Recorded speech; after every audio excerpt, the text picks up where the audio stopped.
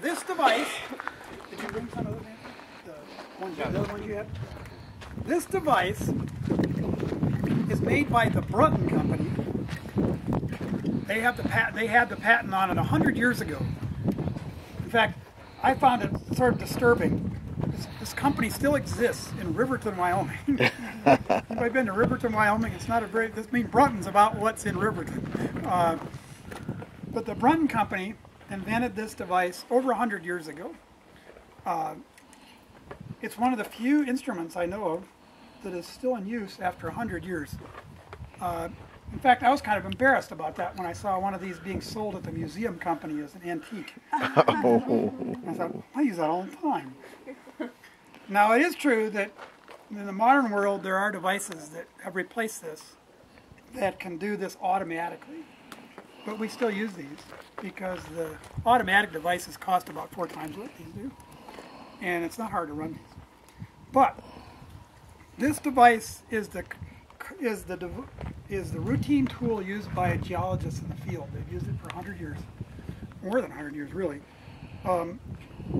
And what it is, it was not designed for what geologists use it for, but it works great for what geologists use it for.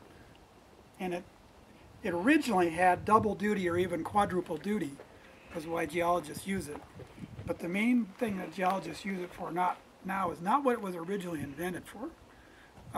But it works very well, so we use it. Geologists do it all the time. This device is it really does 2 things. It makes 2 kinds of measurements. It's a compass and an inclinometer. So it can measure, what it can measure is compass azimuth, and it can measure inclination. There's a level bubble in here that has a swivel in the back that can be moved. And so you can hold the device and level the bubble. There's actually a measure of inclination. I'm going to show you that in a minute. But because of that, this thing is limited in what it can do. It can make those 2 measurements. And it's because of that, in large part, that in geology we make certain measurements because of this device, the way we measure them. Okay, but let's come back to that in a moment.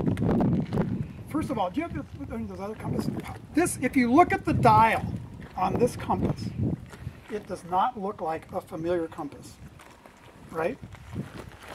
Look at this dial on this compass and compare it to the compass. And what is different about this one versus that one? Where are the numbers? Let's back up for a minute. Does everybody know the compass azimuth